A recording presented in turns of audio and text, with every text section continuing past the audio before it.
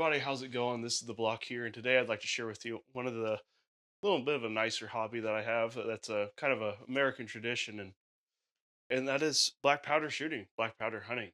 I've got my 50 caliber mountain rifle right here, and Lord knows she is a thing of beauty. It was handmade by a guy down the road from me not too long ago, pretty locally here. And this thing, it's dead nuts accurate. It's fun to shoot. It's super satisfying seeing that smoke blow out of the gun when you shoot it. But anyways, let's dive right into it. Why would you want one of these? Why would you want one of these antiquated pieces of technology? And the reason why I would have to explain to you is it's fun. It's it teaches you patience. A lot of these that you get today, you can build it yourself and do it with your kids or whatever as a family thing. I've personally done that myself, and it really is a lot of fun. It teaches you how to be more than what you are, just going and consuming. It teaches you about productivity and building and patience, which is also very valuable when it comes to hunting. And with these things, you only get the one shot, so you got to make it count. You know what I mean?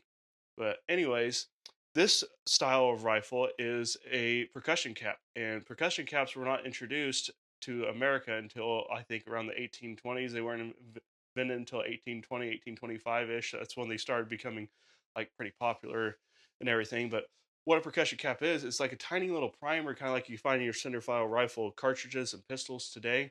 That sits up right up in the casing. But this one, you basically you're building the round every time you shoot it. You got to pour the powder in, you got to put the patch in, you got to put the ball on, you got to ram it down, ram it home, pack it down, and then you put your little primer, which is your percussion cap, right here on the nipple.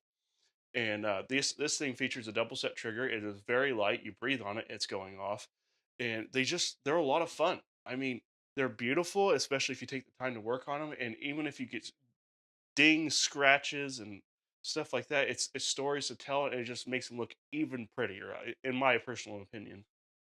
But the coolest thing is, a lot of people today in the modern society, they're starting to really swing towards the flintlocks, which is like the older style.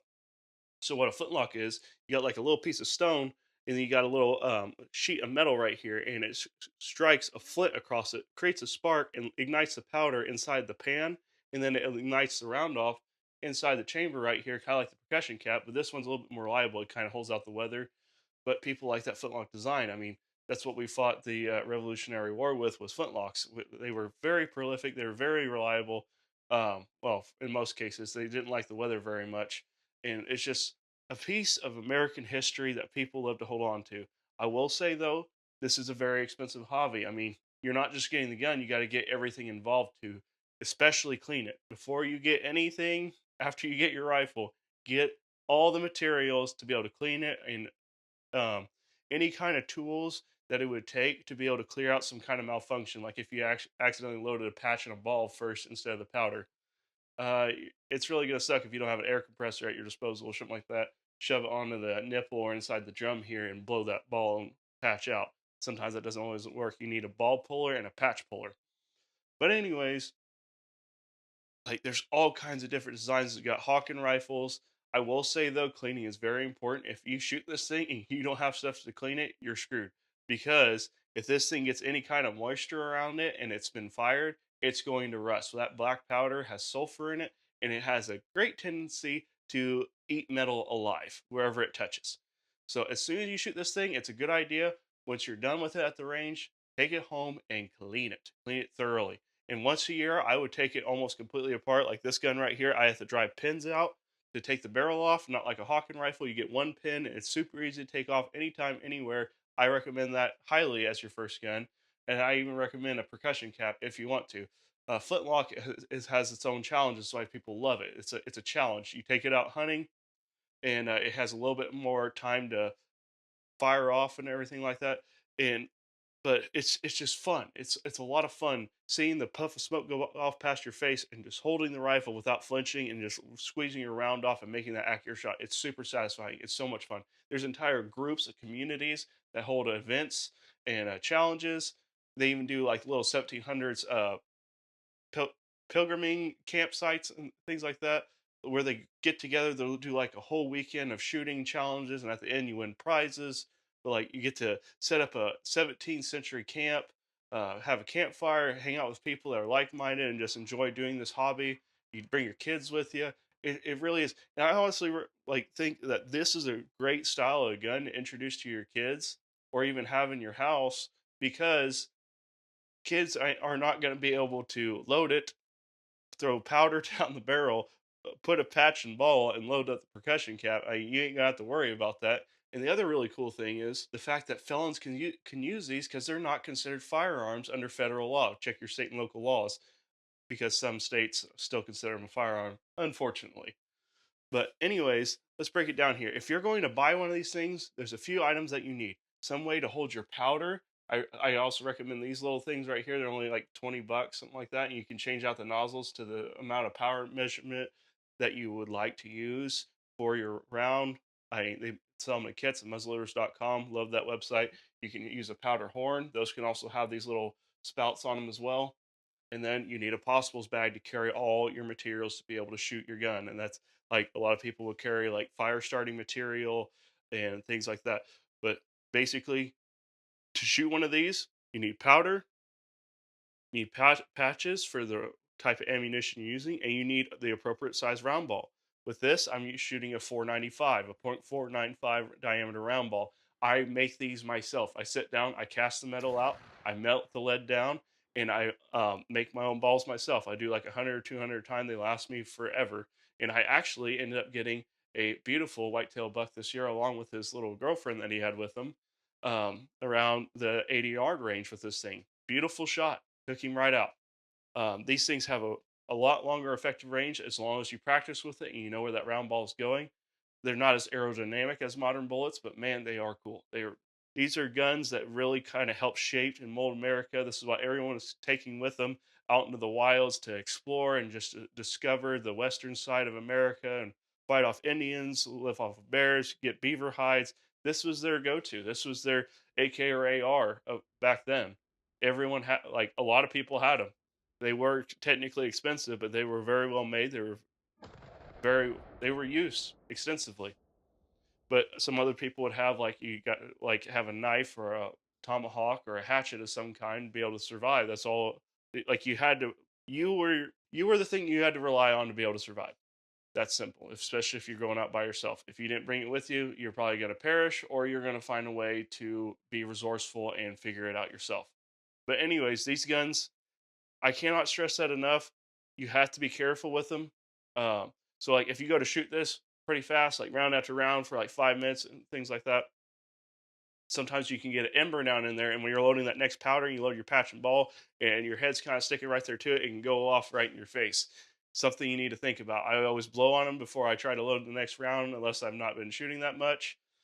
Just make sure it's not smoking too much or anything like that. You should be fine. These are very safe firearms. But to hunt with them, it feels right. It's kind of like when a gun hunter goes to bow shooting, for example. It's the fun. The challenge is fun. It's just cool how you use it, and just going out in the woods. It just feels right carrying one of these guns. To me personally, I really enjoy it. Just sitting around, making your shots count, being very intimate with your surroundings and the animal that you're about to take to be able to provide for your family, which is what I do. I don't necessarily trophy hunt. I like to provide for my family the meat, wild game meat. It's healthy stuff, and it's just really good for them. And it just feels right going out and getting yourself. It feels like something God intended you to do. You know what I'm saying? But yeah, I absolutely love this. I really want to get a flintlock. I've had one before. I've had a brown best. I ended up giving it to my buddy as a wedding present. Hoping to get another one soon, like a trade rifle. Like the trade rifles, for example, they're flintlocks. And they can shoot round balls and shot and buckshot, kind of whatever you want, whatever you pack into it. And they were called Indian trained rifles. And you can, there's so much you can do without. More on that later.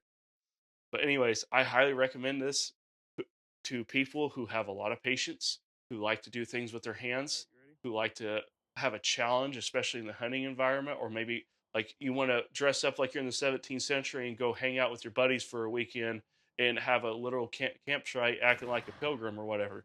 It's awesome. It's fun. It's just something about it that it's just a lot of fun. And yes, it's slow and tedious and antiquated, but it's so freaking cool.